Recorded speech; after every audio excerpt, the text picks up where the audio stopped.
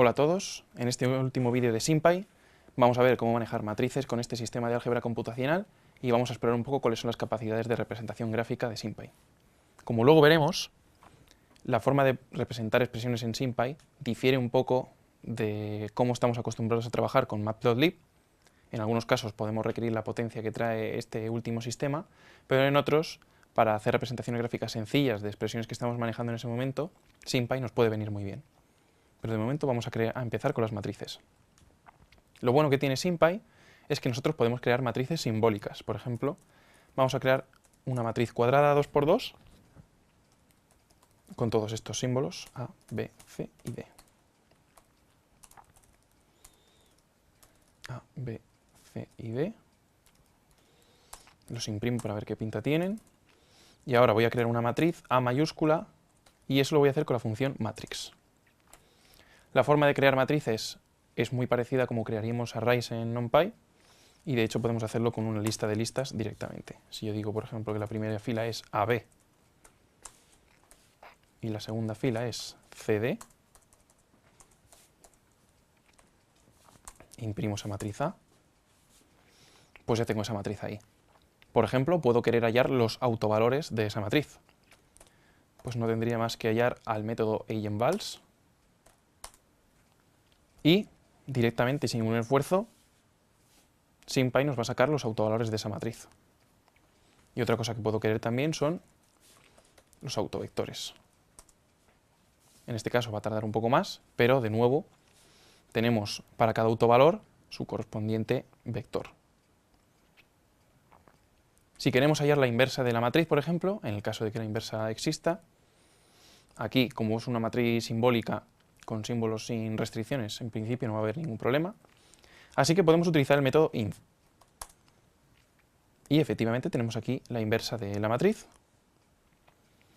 Y podemos hacer operaciones con ella también, como por ejemplo elevar al cuadrado. Es decir, multiplicarla por sí misma.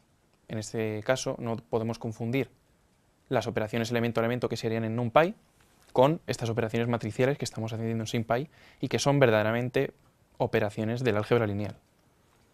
Si ejecuto esto, pues ya tengo la matriz multiplicada por sí misma. Y ahora, por último, vamos a hacer un pequeño recorrido por cómo se representarían gráficamente expresiones en SymPy. Si yo creo una expresión, como por ejemplo x² menos 5 por x, un polinomio sencillo, ¿qué pasa si yo quiero representar esto? Pues lo que puedo hacer es utilizar directamente la función plot de SymPy. Si yo abro la documentación de esta función y bajo aquí el apartado de uso, veo que tengo varias opciones. O bien especifico una expresión y en qué rango quiero representar esa expresión, puedo introducir varias expresiones, cada expresión con su rango, etc. Y también tengo algunas opciones de personalización, como por ejemplo el color o qué tipo de algoritmos va a utilizar para hacer esa representación gráfica. Si yo digo aquí que pinte esa expresión en el rango definido entre x entre menos 3 y 2, por ejemplo, aquí lo que estamos viendo es que aparece una ventana nueva con una representación gráfica de esa función que le acabo de especificar. Si yo digo, por ejemplo, que quiero pintar varias expresiones dentro de ese rango, pues no tendríamos que decir, por ejemplo, y aquí también quiero pintar 2 por x. Pues añado otra expresión y aquí aparece una nueva ventana con los dos polinomios representados gráficamente. Otra cosa que puedo intentar, esto voy a cerrarlo de nuevo, es pintar cada expresión con un rango diferente. Por ejemplo, si pinto la primera expresión entre menos 3 y 2, pero pinto la segunda entre menos 5 y 5,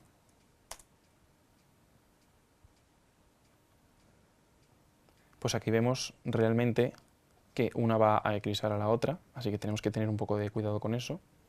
Vamos a ver si lo podemos afinar un poco, por ejemplo, entre menos 1 y 1.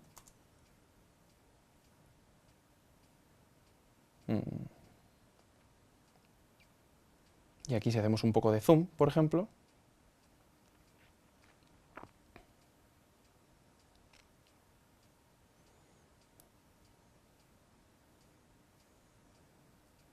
funcionaría igual que cualquier blog que podamos hacer en Matplotlib. Por último, como ya hemos visto en las opciones de personalización,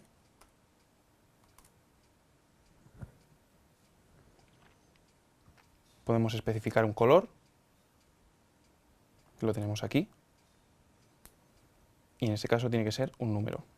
También podemos especificar, por ejemplo, qué tipo de etiqueta queremos en el eje X, en el eje Y, un título de la gráfica, así que vamos a probar. Eje X, eje Y, y como título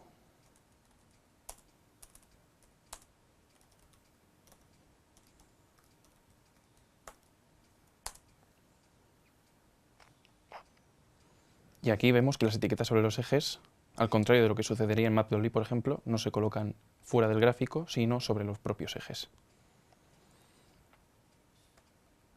Incluso vamos a comprobar aquí si esto funciona con tildes.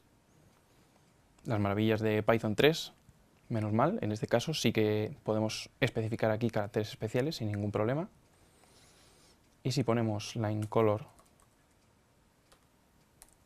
0.3, por ejemplo, pues vemos que ha cambiado ligeramente el color de esa gráfica. Pues hasta aquí hemos hecho un pequeño recorrido con todas las características de SymPy, aunque verdaderamente trae una cantidad de módulos y de aplicaciones específicas que harían falta varias horas de vídeo para explorar. Así que os animo a que consultéis la documentación, que es muy extensa, está muy bien escrita, y que en todo caso estéis pendientes del blog Fibonacci, donde de vez en cuando vamos publicando artículos sobre SymPy y otro tipo de paquetes.